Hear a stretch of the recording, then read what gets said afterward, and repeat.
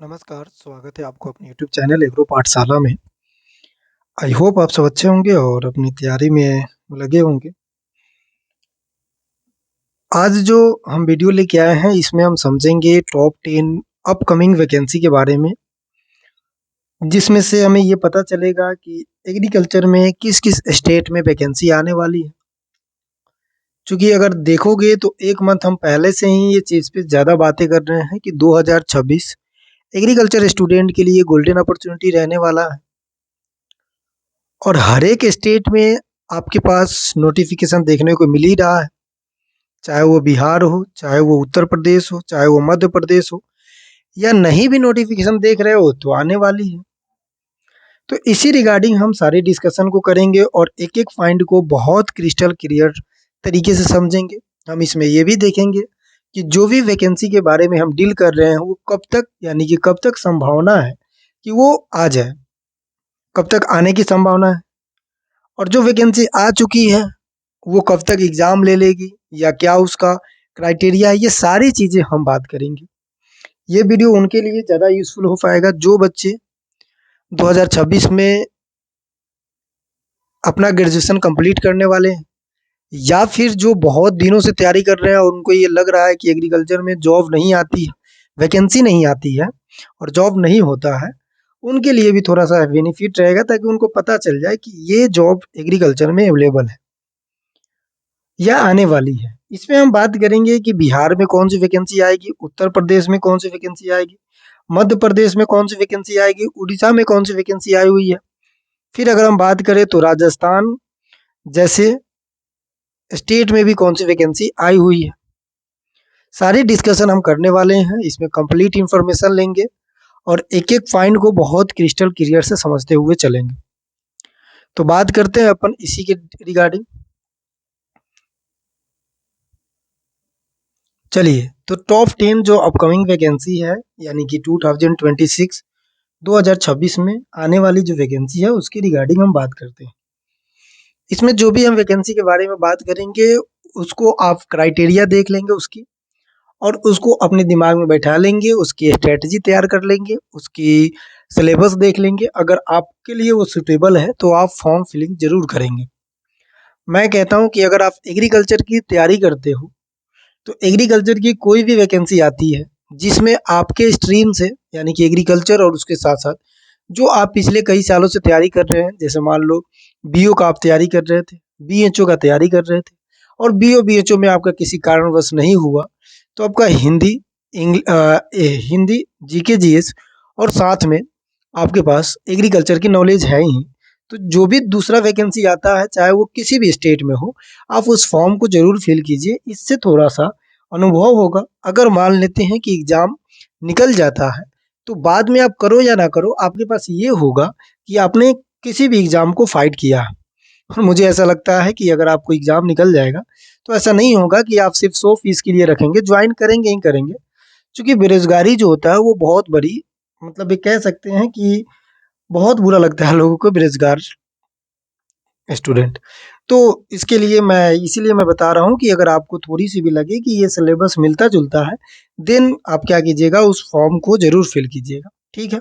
चलिए, देखिए, जो भी वैकेंसी होता है या जो भी वैकेंसी आने वाली है, वो 2 लेवल की आती है या होती भी है। एक तो गवर्नमेंट जॉब होती है, जिसमें स्टेट लेवल का, सेंट्रल लेवल की जॉब होती है। लेकिन हम स्टेट लेवल पे ज़्यादा बात करेंगे, सेंट्रल लेवल पे भी बात करेंगे, लेकिन स्टेट वाइज़ स्टेट देखेंगे, तो दोनों में वैकेंसी आई हुई है, स्टेट में भी, सेंट्रल में भी। प्राइवेट जॉब होते हैं, प्राइवेट जॉब में भी अलग-अलग प्रकार की जॉब है, जैसे कि कंपनी में जॉब आप कर सकते हो, उसके साथ-साथ टीचिंग आप कर सकते हो प्राइवेट, बहुत ऐसी चीज़ें हैं। तो प्राइवेट जॉब के भी बारे में हम बाद में बात करेंगे। अभी हम गवर्नमेंट जॉब के बारे में बात कर रहे हैं।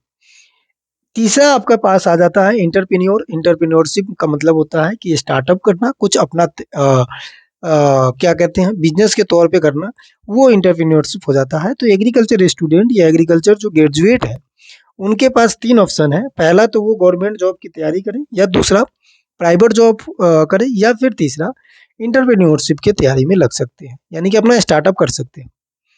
अब इसमें हम डील करेंगे कि सेंट्रल गवर्नमेंट के द्वारा कौन-कौन सी वैकेंसी दी गई है और स्टेट गवर्नमेंट के द्वारा कौन-कौन सी वैकेंसी। जो वैकेंसी स्टेट गवर्नमेंट के द्वारा रिलीज की जाती है उसे स्टेट वैकेंसी कह देते हैं। जो सेंट्रल गवर्नमेंट के द्वारा रिलीज की जाती है उसे सेंट्रल कह देते हैं। अंतर सिर्फ यही होता है कि जब स्टेट गवर्नमेंट वैकेंसी रिलीज करती है तो उसमें पूरे क्राइटेरिया उस स्टेट का होता है, सिर्फ 10% ही बाहरी उसमें फॉर्म फिल कर सकते हैं, वो भी कोई किसी भी कास्ट से क्यों ना हो, वो उसमें एज अ जनरल फाइट करना होता है। सेंट्रल में आपको ऐसा कुछ नहीं देखने को मिलेगा कि आप राजस्थान या बिहार से हो तो आपको स्पेशल ट्रीटमेंट दिया जाएगा।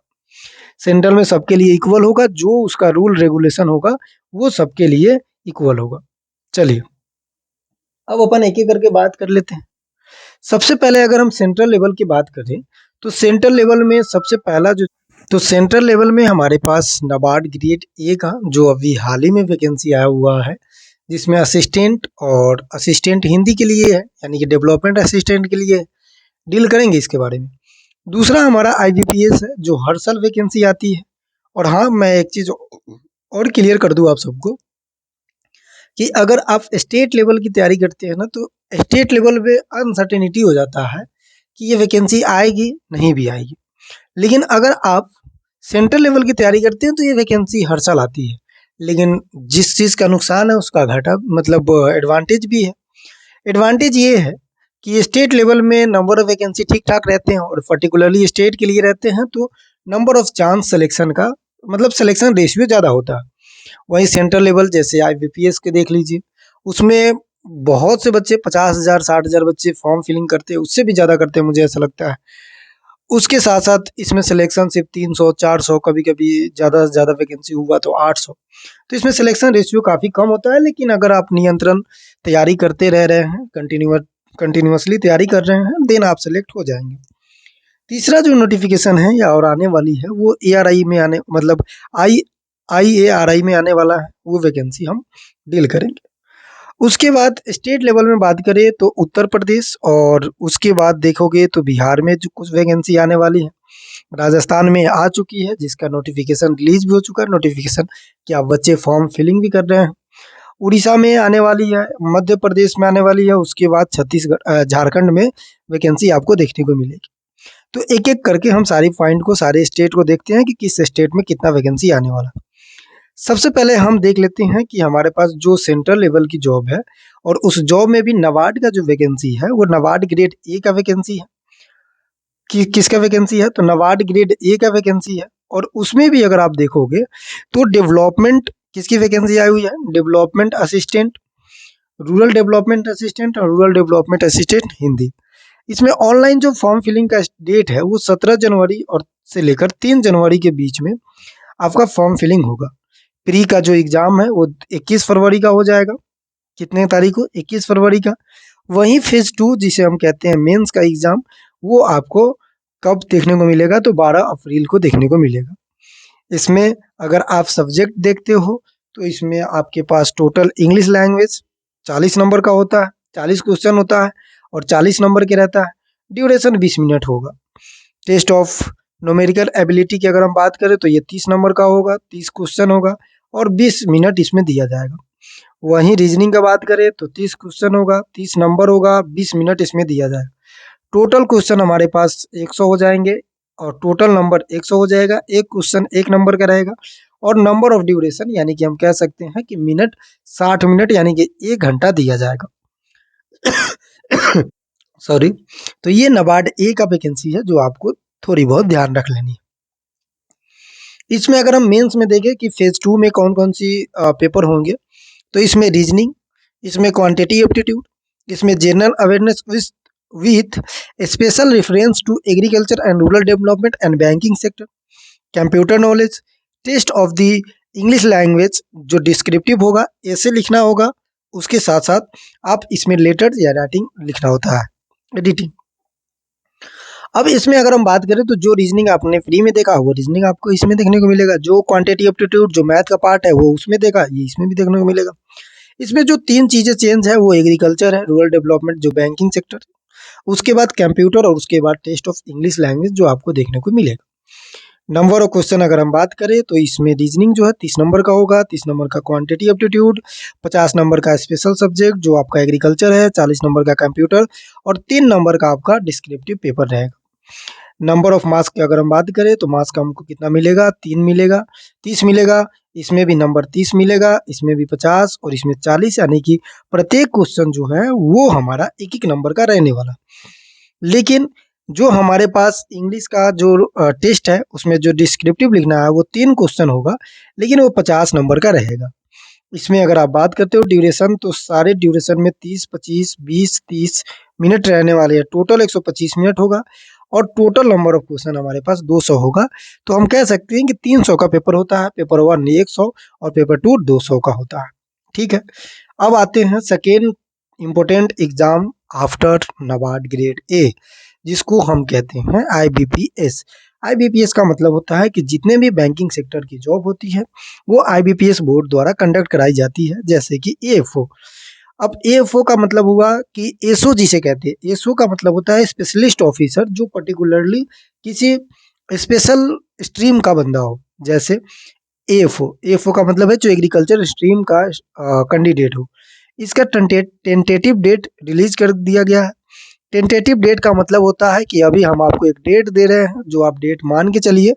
100% तो नहीं, 99% चांस ये रहेगा कि आपको उसी डेट पे एग्जाम लिया जाएगा, लेकिन 1% चेंज हो सकता है। ये चीज़ें याद रखेंगे, ठीक है। लेकिन इसमें भी टाइम बढ़ सकता है, घट नहीं सकता है। तो इसमें अगर देखोगे जो स्केल 1 की जॉब है उसमें प्रीलिम्स एग्जाम की अगर हम बात करें तो 29 अगस्त 2026, और इसका अगर हम मेंस की बात करें तो 1 नवंबर 2026 को होने वाला है।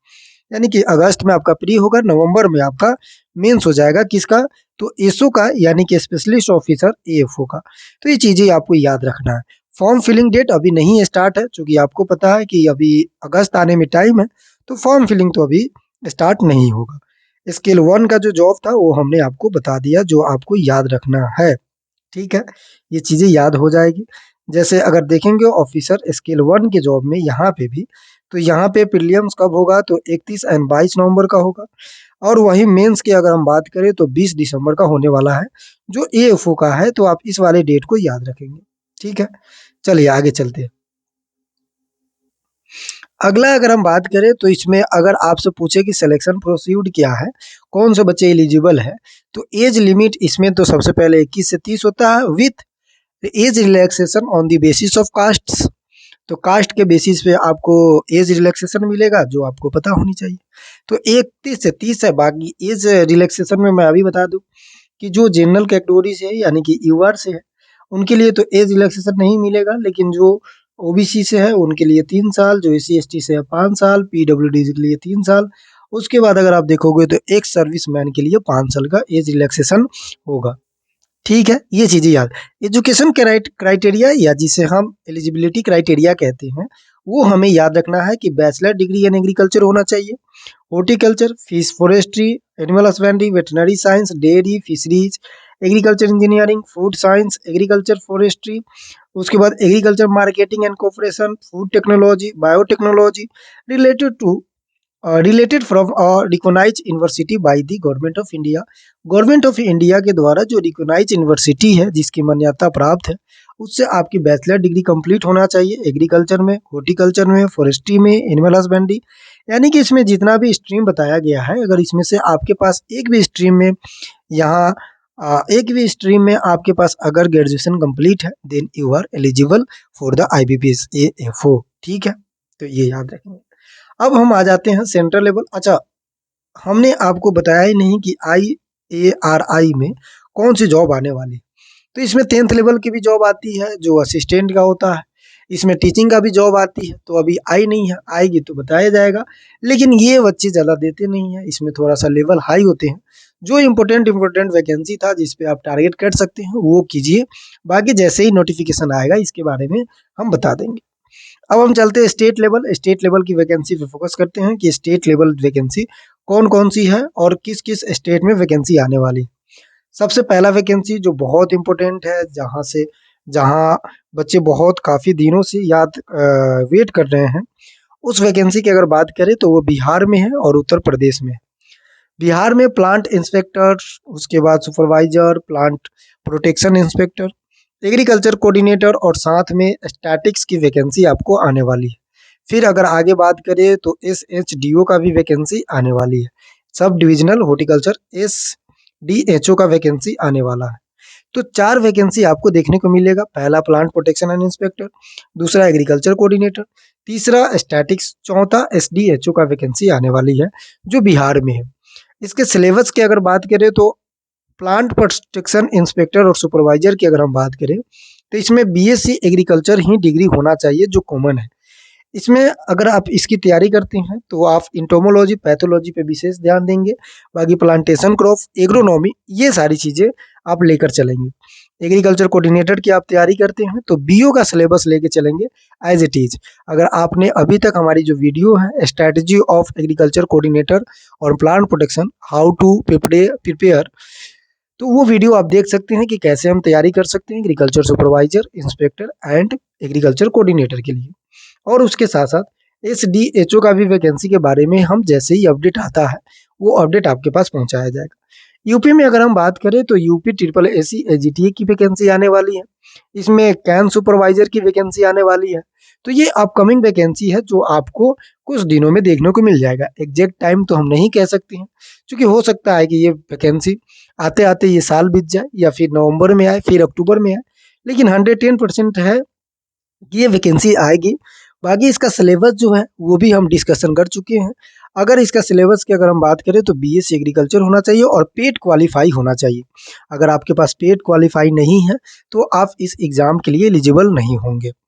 बाकी जैसे ही नोटिफिकेशन आता है हम आप सबको एक एक डिटेल्स बहुत अच्छे से बताएंगे। तो इस चैनल को सब्सक्राइब कर लेना, अपने दोस्तों के पास शेयर कर देना, ठीक है। चलिए आगे अगर हम बात करें तो तीसरा जो हमारा स्टेट है वो राजस्थान है। राजस्थान में हमारे पास कितनी वैकेंसी आने वाली है, तो राजस्थान में 2 वैकेंसी तो रिलीज हो चुकी है। पहले अगर वैकेंसी की बात करें जो मेजर है और मोस्ट इम्पोर्टेंट है और काफ़ी बच्चे इसे तैयारी में लगे हुए हैं और कर भी रहे हैं। इस वैकेंसी का पोस्ट का नाम है एग्रीकल्चर सुपरवाइजर, जिसे हम किसी पर्यवेक्षक कहते हैं। क्या कहते हैं? पर्यवेक्षक कहते हैं। इसमें अगर हम सिलेबस की बात करें, सबसे पहले हम देख लेते हैं कि ये बोर्ड कौन कराएगा, तो RSSB कराएगा। उसके बाद अगर आप बात करते हो उसके बाद अगर आप बात करते हो तो कृषि पर्यवेक्षक नाम है, 1100 पद है इसमें। BSc एग्रीकल्चर या फिर आपने अगर 10+2 कर रखा है एग्रीकल्चर में तो आप इस फॉर्म के लिए एलिजिबल हैं, इस फॉर्म को फिल कर सकते हैं। 18 से 40 वर्ष इसमें एज है। ये जो फॉर्म फिलिंग का डेट है वो 13/1/2026 से स्टार्ट हो चुका है और हम बात करें अंतिम तिथि तो 11/2/2026 तक ये इसका अंतिम अंतिम डेट है, यानी कि लास्ट डेट है। वहीं परीक्षा का भी डेट रिलीज कर दिया गया, 18/4/2026 को इसका लास्ट डेट है। अप्लीकेशन फॉर्म डिस्क्रिप्शन में लिंक है या फिर आप ऑनलाइन जो अप्लीकेशन है वो SSO.rajasthan.government.in.com पे जाकर आप इस फॉर्म को क्या कर सकते हैं, फिल कर सकते हैं। वहीं बात करें एग्रीकल्चर, इसमें सिलेबस के बारे में तो एग्रीकल्चर होगा। दूसरा जो है वो GK GS या कल्चर होगा, या क्या कल्चर होगा ही। एग्रीकल्चर में एग्रोनॉमी, हॉर्टिकल्चर, एनिमल हस्बेंड्री देखने को मिलता है जो 180 नंबर का होता है। वहीं हिस्ट्री, ज्योग्राफी, पॉलिटी जो कल्चर है वो 75 नंबर का होता है। हिंदी जो हमारा होता है वो 25 नंबर का होता है। इस तरह कुल मिला के हमारे पास नंबर ऑफ जो पोस्टें है वो 1100 है और हमारे पास जो इस एग्ज़ाम के क्वालिफाई करने का सिलेबस है वो आपके स्क्रीन पे है। तो आप यहाँ से अपनी तैयारी पे लग सकते हैं। अगर राजस्थान के बारे में डिटेल सही से जानना है तो हमने वीडियो बना दिया है इसके बारे में, आप वहाँ से भी देख सकते हैं, इसी चैनल पे पड़ा हुआ है। तो आप जाकर बहुत अच्छे से देख सकते हैं। हम ऐसे बात कर रहे हैं कि टॉप 10 कौन-कौन सी वैकेंसी है, लेकिन फिर भी डिटेल से हम समझते हुए चल रहे हैं। अब अगला जो वैकेंसी है हमारे पास वो वैकेंसी है हमारा उड़ीसा का वैकेंसी की अगर बात करें तो ये असिस्टेंट एग्रीकल्चर ऑफिसर की वैकेंसी है। इसके एग्ज़ाम पेपर की अगर हम बात करते हैं तो इसके एग्ज़ाम पेपर 2 पेपरों में होता है। पहला पेपर 1, पेपर 2 होगा। इसके नंबर की बात करें तो 100 नंबर का होगा, तो 2 पेपर है तो 200 नंबर का होगा। क्वेश्चन की बात करें तो 100 नंबर पर पेपर है तो 200 है तो 200 नंबर का होगा। मार्किंग की अगर हम बात करते हैं तो एक सही है तो आपको 1 नंबर मिलेगा, अगर एक गलत है तो 0.25 नंबर इसे क्या कर दिया जाएगा, काट दिया जाएगा। अगर आप अटेम्प्ट नहीं करते हैं तो आपको 1 नंबर भी नहीं मिलेगा, ये ऑब्वियस सी बात है। तो ये हमारा कुछ वैकेंसी है जो आने वाली है और आप लोग तैयारी में लग जाइए। अगर गौर से देखोगे तो 2026 आपके लिए गोल्डन अपॉर्चुनिटी है, चाहे आप किसी भी स्टेट से क्यों ना हो। तो आप क्या कर सकते हो, जितने भी हमने चीज़ें बताई उसको आप अपने स्ट्रैटेजी बनाकर उसकी प्रिपेयर में लग सकते हो, प्रिपरेशन में लग सकते हो। अब ऐसा बिल्कुल नहीं करना है कि जितना भी वैकेंसी हमने बताया वो सारी वैकेंसी के प्रिपरेशन में लग जाना, कभी नहीं। किसी एक वैकेंसी में लगना, हाँ, अगर मिलता-जुलता 2 वैकेंसी कवर हो जा रहा है, देन आप क्या कर सकते हो, दे सकते हो। अब ये मत कर देना कि असिस्टेंट एग्रीकल्चर ऑफिसर यानी कि डबल एओ का तैयारी कर रहे हैं उड़ीसा के, और उसके साथ साथ बिहार का भी तैयारी कर लेते हैं। तो ये पेपर आपको मिलता जुलता नहीं है, अगर है तो कर लीजिएगा, नहीं मिलेगा तो नहीं कीजिएगा। तो उस तरह से हमने सिलेबस डिस्कशन कर लिया, जॉब डिस्कशन कर लिया। आगे जिसका भी नोटिफिकेशन पहले आता है या आ जाएगा उसके बारे में हम आपको बता देंगे। हम सबसे आपसे आप सबसे हम निवेदन करेंगे कि जो भी एग्रीकल्चर सुपरवाइजर की वैकेंसी है राजस्थान में, उसको ज़रूर फिल करें। अब फिल करके एक बार एग्ज़ाम ज़रूर दें, इससे अपने ये पता चलता है कि हम कितने पानी में हैं, कितनी तैयारी हो चुकी है, कितनी तैयारी और करनी है। और इससे क्या होगा कि आपका नॉलेज के बारे में पता चलेगा चीज़। ठीक है? तो ये सारी चीज़ें आपने बताई डील की, बाकी किसी प्रकार का दिक्कत हो तो आप कमेंट में मैसेज कर दिया करो, या फिर डिस्क्रिप्शन में हमारा नंबर है, वहाँ से आप व्हाट्सएप नंबर पे मैसेज कर सकते हो, ओनली मैसेज कर सकते हैं, कॉल नहीं। और मैसेज में के लिए थोड़े से रुक सकते हैं, रिप्लाई जैसे समय मिलता है सारे बच्चों को देते हैं, हाँ, वैसे भी आपको टाइम पे दे दिया जाएगा। तो मिलते हैं नेक्स्ट वीडियो में, पढ़ते रहिएगा, मस्त रहिएगा, स्वस्थ रहिएगा। जय हिंद।